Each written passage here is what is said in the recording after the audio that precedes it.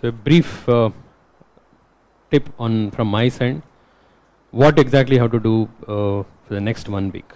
Okay, so there are two aspects to this. One is academic, another is non-academic. Okay, so पहले non-academic बात कर लेते हैं.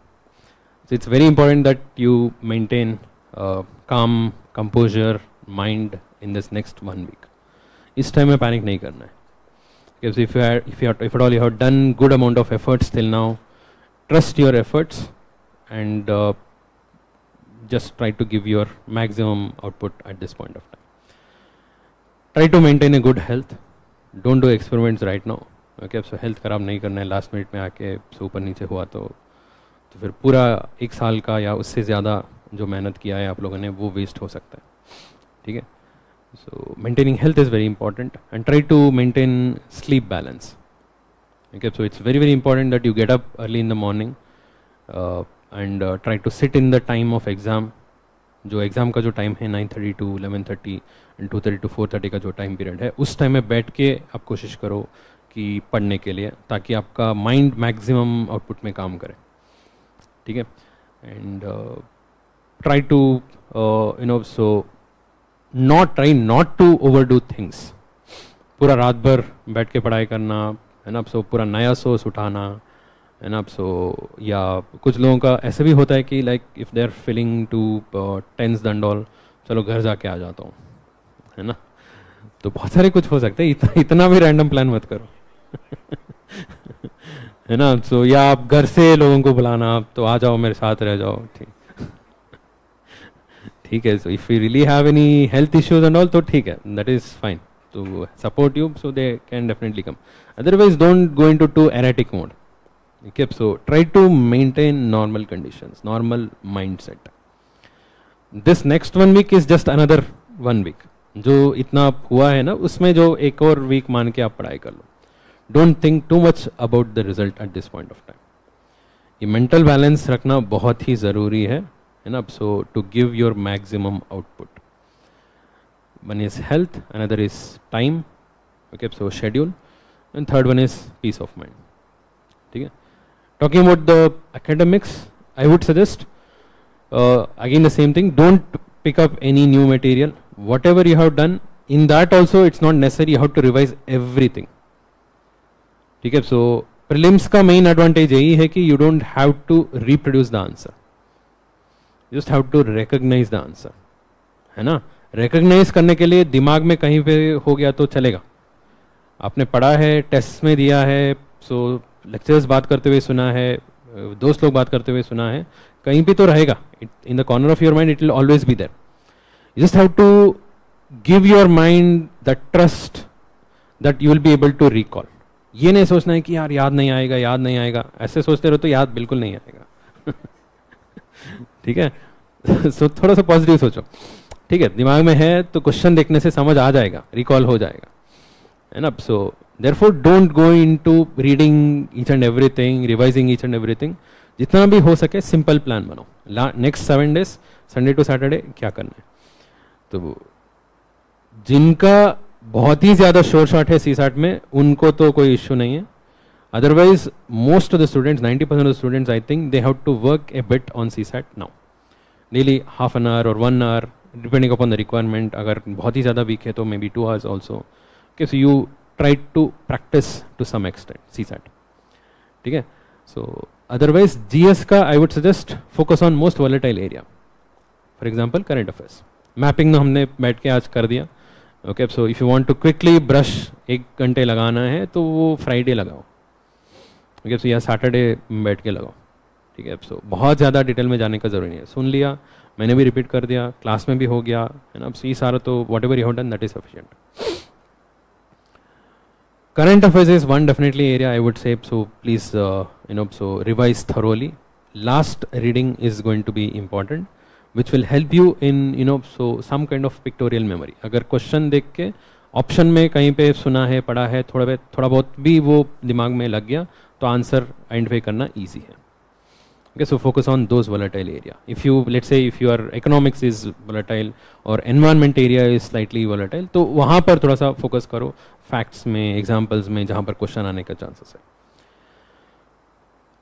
If you honestly ask me, there is no point in giving full length paper or PYQ papers right now. लोग PYQ का solve करते हैं, PYQ solve करो. Okay, so but don't practice like exam oriented because you would have seen many times.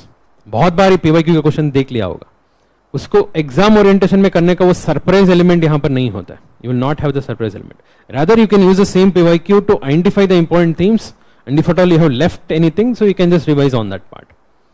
That is the focus area which you have to work upon.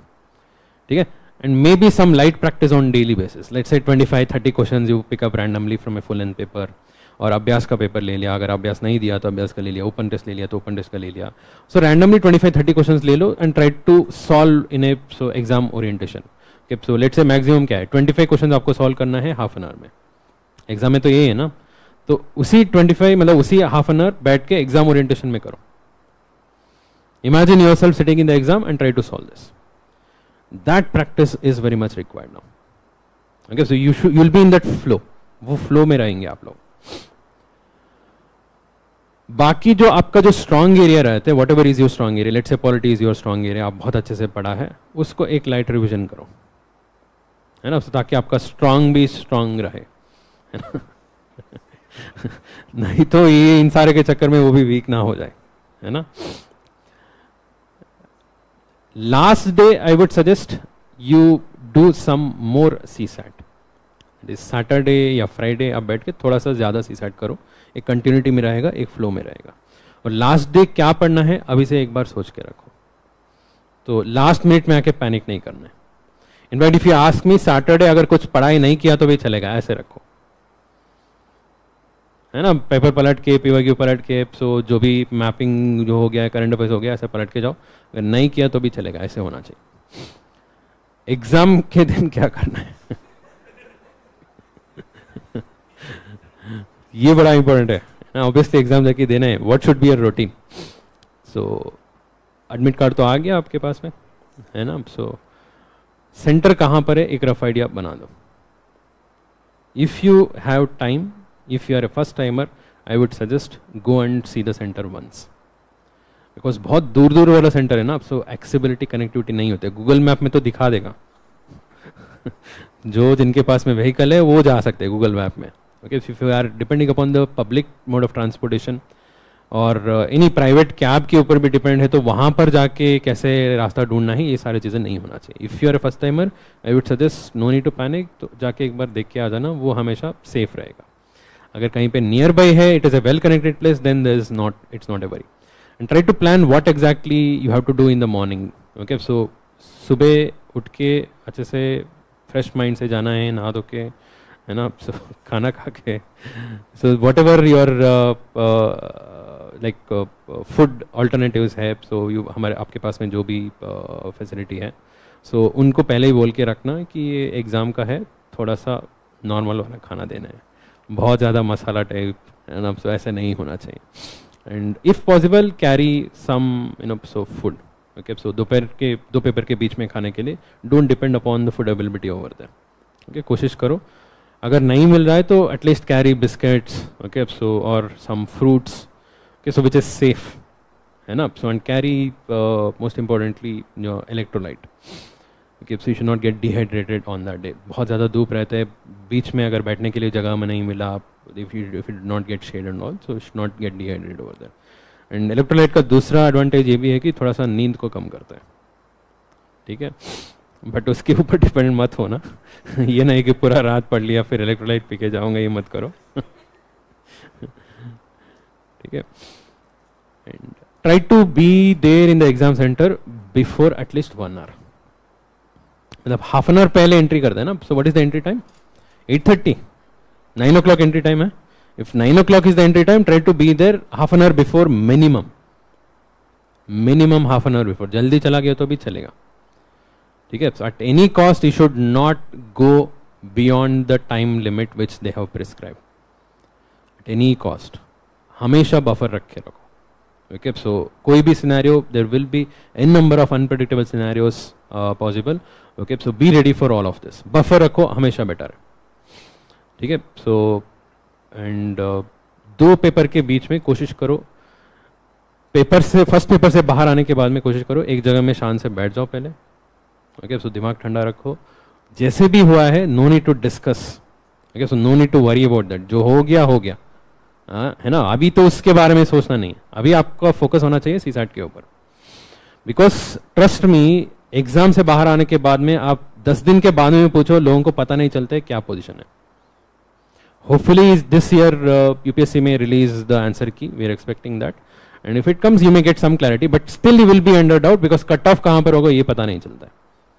Paper easy था, difficult था, किसका answer क्या था, इतना discuss करके कोई उस time में कोई भी फायदा नहीं होने वाला. What you have to focus upon is CSAT.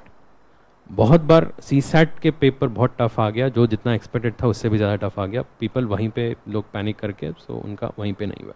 बहुत लोग पिछले अटेम्प्ट में इंटरव्यू तक गए थे, उनका सीसैट की वजह से रुक गया था, है ना. So always plan CSAT in such a manner that you are in a safe zone. आपको टॉप नहीं करना है. ओके, सो आपको कोई भी ईगो में नहीं लेना है. You have to be in a safe zone, है ना. तो उसके लिए पहले दिमाग काम रखने के लिए sit down somewhere, try to calm yourself down and try to have some food, take some rest. I guess if you get some place, maybe 5 minutes or 10 minutes, just close your eyes, sit down, relax. Okay, so and maybe after an hour or so you can take up some short notes which you had made, or any of the questions you want to solve.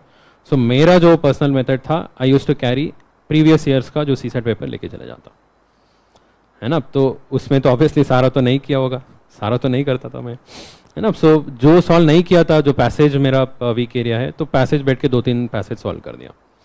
Okay, सो अगर logical reasoning का है 2-3 logical reasoning लगा दिया. Okay, सो quantum का है, quant का जो 2-3 logic वो सॉल्व कर दिया. So the time in that flow, of course I am ready. So अभी दे दिया तो अभी कर दूंगा, बट वो फ्लो में आ जाएंगे ना. एंड उसके बाद में सो अंदर चले जाना, लाइक हाफ एन आवर और 1 hour whenever they allow you to go inside again, go sit in the exam hall again, relax, give your best, है ना. सो इन सिंपल वर्ड्स बताना है, लास्ट डे आपका परफॉर्मेंस आपका बेस्ट होना चाहिए. Okay, so and that comes with clarity, the clarity of mind, how calm you are going to be, how compose you are going to be, and that is what is going to matter. See, prelims is all about how you are going to think at that moment, how you are going to read the question, and how you are going to act upon this to find the answer, because answer is there in front of you.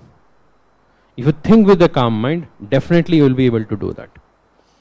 Okay, so without worrying about the result, focusing on the action in front of you can guarantee you the best result. Okay, so don't ever think about the result. जब काम ठीक से करोगे तभी तो result अच्छे से आएगा ना. 100% focus should be on the hand, whatever is the job which is on your hand, that is solving the questions. One question at a time. See the question, try to get the answer, mark it on the OMR, move ahead. You should not be able to come to any conclusion, paper was difficult, paper was easy. Okay, so I have not studied this, I have studied this. Remove all of this from your mind. Just focus on one question at a time. If you're able to think calmly in a composed manner, you will be definitely able to get the answers. Maximum answers आपको मिल जाएगा. ठीक है, so I wish all of you get that calm and composed mind on that day, so that you can give your best performance. ठीक है, so all the best from my end. Thank you.